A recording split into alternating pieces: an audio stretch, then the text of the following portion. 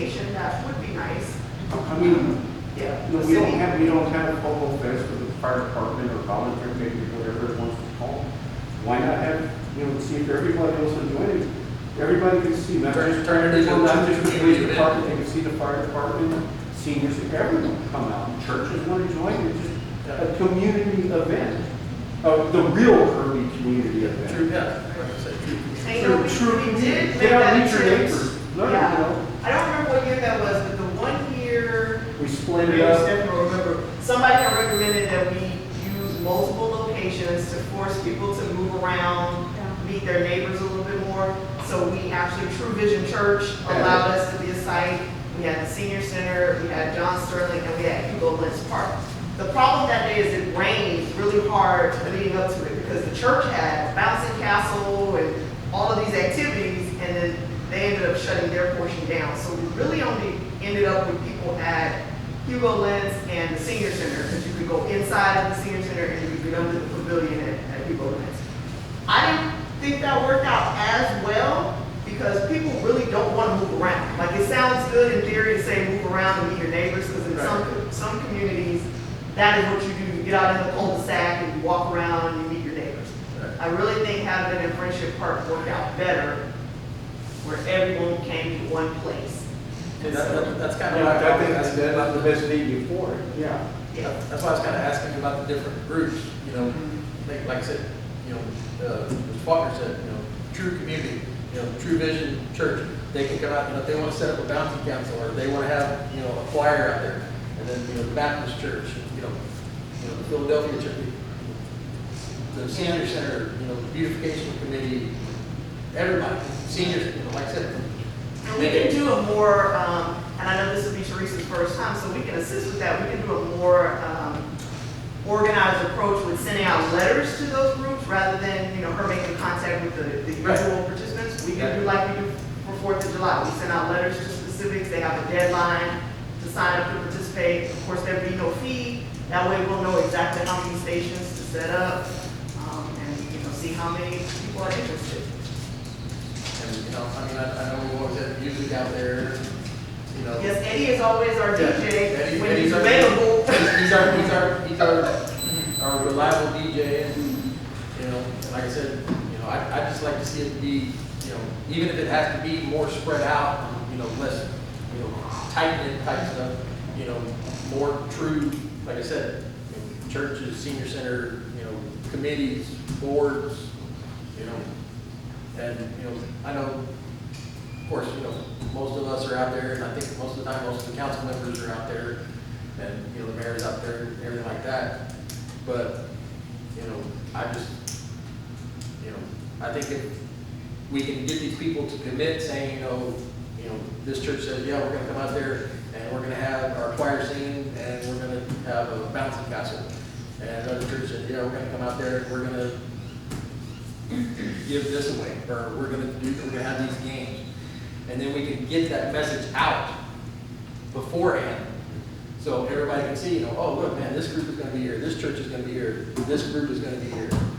And I think it'll actually, you know, bring more people out, you know, for, like I said, for what I consider the true meaning of National Night Out is, you know, getting the whole community, you know, not necessarily all in one place, but get them involved, you know, all going in the right direction.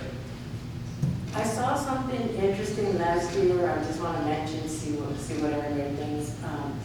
I saw several little communities that got the whole community to put in blue lights, porch lights for that night, and it looks so nice. And I don't know how everybody thinks about that. It looked really nice. I mean, some neighborhoods, the whole streets were lit up.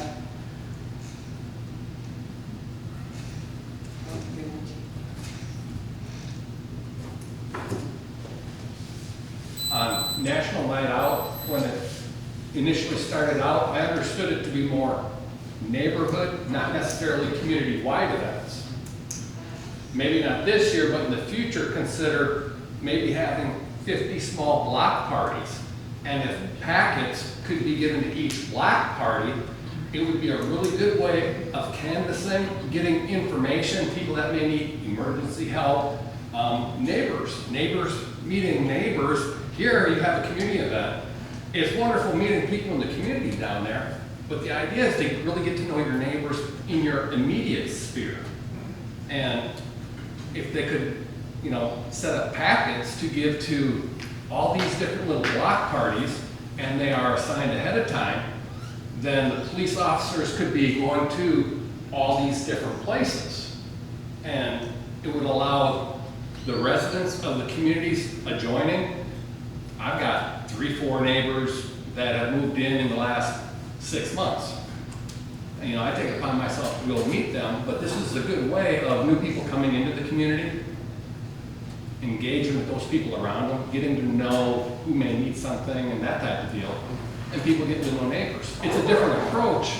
You know, you're always talking the big community-wide effort, but you may want to consider having, there's like 23 cul-de-sacs, each cul-de-sac having a block party, the one block streets having a block party on each block. But it would take a lot of coordination to have individuals that are willing to step forward in their communities.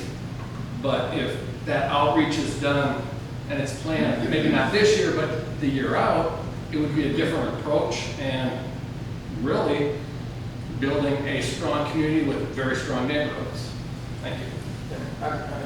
And I believe that was brought up in the past, and nobody ever filled that application. And it's a great idea, don't get me It wrong. is. I would love to shut down Ackerman Road and have everybody set up picnic tables at the end of their driveway and get out and have an old-fashioned 1950s, 1940s block party. That would be deluxe. You'd have to fight off all the 18-wheelers first. But the thing is, and Roger brings up a good point, but it's getting anybody to want to step up, because a lot of people are just withdrawn, and then they don't want to. I think with this, if you give them somewhere to go, they're more apt to go there than to try to set it up amongst the neighbors. Everybody's schedules are different. It's a great idea, and it's something that can be tossed around. Yeah. That down the road. Well, I mean, it's definitely something that would be, it would take, you know, it's not something that we would be able to start now and have it in place by National Night Out this year. No, not at all. It's gonna have to be something where somebody's gonna have to sit down with a map of Kirby and, you know, maybe not necessarily each individual block, but maybe take, you know, a 3-block area and create, you know, okay, this is the hub of this 3-block area. You know, this 3-block area, we're gonna, you know. So I mean, I guess that's kind of what you're talking about, Roger? Yeah, sure. Yeah, just the neighborhood is not. Yeah, Yeah, I agree. yeah, like I said, you know, Small streets, take like a 3-block area, you know, okay, this is block area, you know. Like the neighborhood watch. Just kind of block it out, you know, okay, this is this area, you know. With these 3 blocks, these 4 blocks, you know, because these are smaller blocks, these 4 blocks are another area. Cul-de-sacs make it easy. Right, do, yeah, and less traffic. I agree, you had a great idea, because there's a lot of neighbors, they don't want to get out of the house. They don't want to talk to the neighbors. But when you have something go wrong, who are you gonna catch? The neighbor, whoever's listening next door to you. Get them out of the house, get them to communicate. Sure. And I know someone very close to me doesn't want to get out of the house very much. I'm the nosy person in the neighborhood. I sit outside and I watch everybody. I see who comes and goes. I see who moves in the neighborhood. I see who moves out. So this is a good way. Like I said, it's going to take some long time planning to get this done. It's going to cost some dollar amounts. I can see that already. But to bring our community closer together, we need to start house to house. We can't bring the whole community at one time. But if we can bring a couple of blocks together, like you said, cul-de-sacs, it's the same thing as blocks. If we can bring those together individually, next thing you know, we got a tight community. Good idea. Anything else, folks? Take care. Thank you, everybody. Okay. October 5th.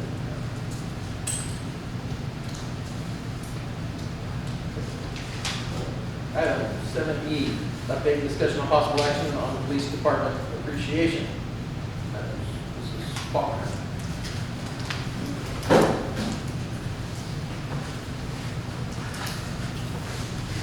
Before y'all discuss this, I just want y'all to know, because the board is under scrutiny in so many places, I will continue, as I have about 10 years, I guess, to create baskets for the police department. If y'all decide as a board not to do anything for appreciation, you can, as residents, talk to me and we can work together. Because in the past, in talking to several of the officers, it was kind of difficult to buy meals because they're on different shifts and then they sit down and eat and get a call. So what we've done is we've created baskets of just snacks and drinks that they can come in and grab on their way to their car on their shift. So just let me know, and I just want to throw that out there before y'all make a decision or have a discussion. Thanks, Deborah. Okay. Now, I think we kind of broached the subject before, and I'll be honest with you. I think it sounds like the Grinch, but while we are here to support, our primary objective is to support the police department, and we do support the police department in every, With all of them, huh? that's what we do. Yeah, with training, with equipment, with, the tools they need to be the best, to do the best job that they can. Like I said, again, I hate to sound like the Grinch, but I don't think us individually, showing individual officers appreciation falls under our,